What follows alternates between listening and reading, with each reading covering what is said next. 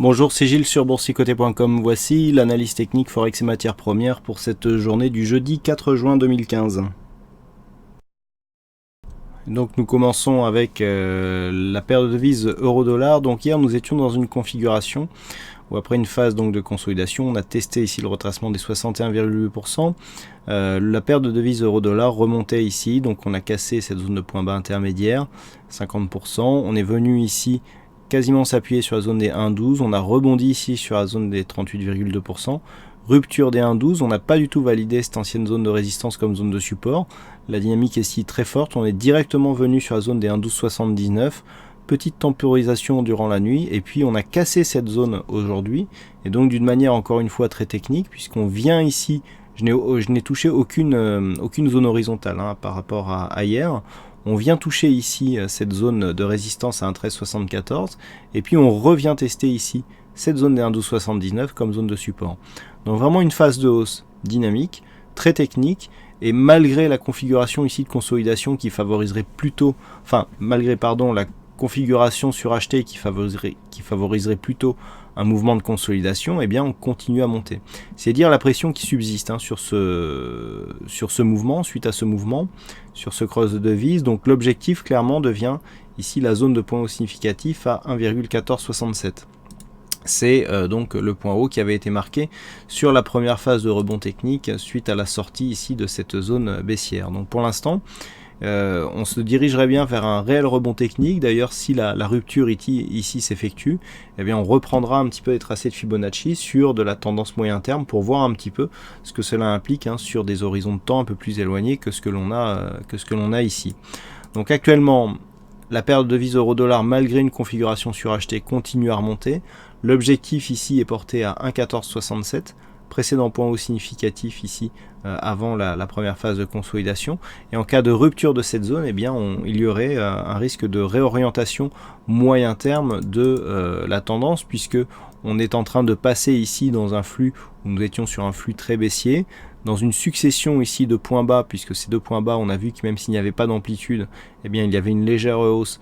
Donc des points bas ici qui redeviennent haussiers. Donc ici on a une légère hausse, mais sur le deuxième point bas ici significatif, eh bien on a une hausse un peu plus marquée qui reste au-dessus du 61,8% de Fibonacci. Et on a surtout des zones de points hauts qui s'inscrivent toujours de plus en plus haut. Donc là, on a les points bas. Maintenant, si au niveau des points hauts ça se confirme, eh bien on aura remise en place donc d'une tendance haussière sur la paire de devises euro-dollar. Donc c'est la zone à surveiller, c'est celle-ci, la zone ici des 1,1467 dans le cadre d'une possible poursuite du mouvement haussier de l'euro-dollar.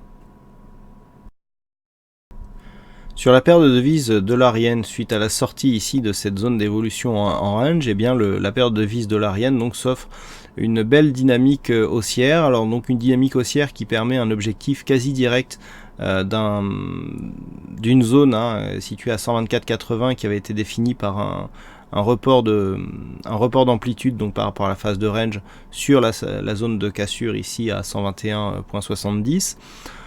Donc l'objectif a été atteint assez rapidement et depuis nous sommes dans une phase de stabilisation. Alors ça nous prouve déjà que les reports d'amplitude, eh bien ça fonctionne plutôt bien. Si on regarde de plus près un petit peu cette tendance, ce que nous pouvons constater déjà, c'est que si on trace les retracements de Fibonacci donc sur l'amplitude directe, eh bien nous avons des cours qui se stabilisent entre cette zone de point haut et le retracement à 23,6% de Fibonacci.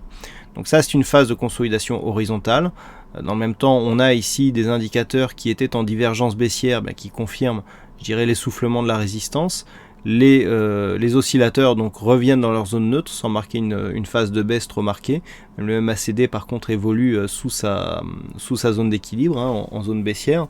Donc on est vraiment ici dans une perte de dynamique. Donc on avait une dynamique haussière ici qui devient neutre d'un point de vue court terme, mais pas encore de signal de retournement. Le signal de retournement interviendrait sur une rupture baissière de ces zones des 23,6% de Fibonacci qui se situe à 123,61. Donc pour l'instant, on évolue bien au-dessus de cette zone, donc c'est une neutralisation. Rupture donc baissière nous donnerait ici un mouvement de consolidation avec un premier objectif à 122,71. Par contre, toute rupture de cette zone haussière des 125,06 relancerait la dynamique haussière court terme et moyen terme. Enfin, nous terminons par l'or. Donc enfin, ça y est, on a enfin eu un vrai contact avec cette zone des 1179 $ l'once. Alors depuis la rupture ici de cette zone, je vous annonce ces 1179 comme objectif, ça y est, ils sont arrivés. On a eu une grosse stabilisation donc sur la zone des 1187, rebond technique ici avec cette ancienne zone ici de support intermédiaire à 1202 $ l'once qui a fait office de résistance, et donc on a poursuivi avec un mouvement donc baissier, rupture ici d'une zone de support intermédiaire, ralliement de l'objectif, et je dirais même poursuite du mouvement au-delà de cet objectif. Alors on arrive ici sur des zones secondaires, des zones de support secondaires. On a ici une zone intermédiaire qui se situe à 1171 $ l'once. Si on casse cette zone, et vu la dynamique c'est fort possible, on a deux objectifs qu'il va falloir commencer à surveiller. Premier objectif, la zone des 1165 $ l'once, et surtout celle des 1150 qui en cas de rupture pourrait avoir des répercussions sur l'orientation de la tendance moyen et long terme. Donc pour l'instant, on est sur une phase de cassure ici de cette zone qui était déjà significative, 1178, même j'irais 1179 $ l'once. Cette rupture qui est en train de s'opérer, alors où on peut avoir un bon espoir, une bonne conviction, puisque les oscillateurs ici sont à peine en zone de survente, que ce soit le RSI ou le stochastique, et le MACD n'a pas une grosse amplitude baissière, donc on peut très bien continuer ici à évoluer à la baisse sans pour autant avoir des indicateurs qui seraient fortement survendus et qui témoigneraient d'un début d'excès de marché. Là pas du tout, on est vraiment en début de dynamique, on est déjà sur une cassure d'éléments significatifs, donc la probabilité de rallier ici la zone des 1165 est plutôt bonne. Par contre, si on se rapproche, donc les niveaux d'invalidation désormais suite à la cassure de cette zone pour revenir sur un biais neutre, se fait sur cette zone des 1187.